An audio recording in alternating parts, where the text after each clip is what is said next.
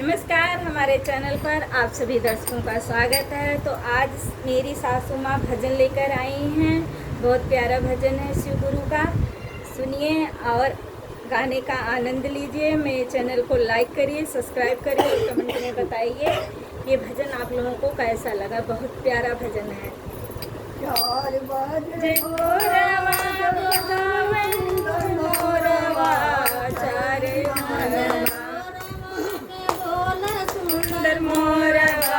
चल रे मानवा कर ले गुरु के भजनिया, चल रे मानवा गईले शिव के भजनिया, चल रे मानवा कोठिया बनला के करो गुमानवा, कर रे मानवा कैले गुरु के भजनिया, है रे मानवा कैले गुरु के भजनिया, है रे मानवा बाप तो हिया के कत करो गुमानवा, है रे मानवा कैले गुरु के भजनिया, है रे मानवा कैले गुरु के भजनिया, है रे मानवा जे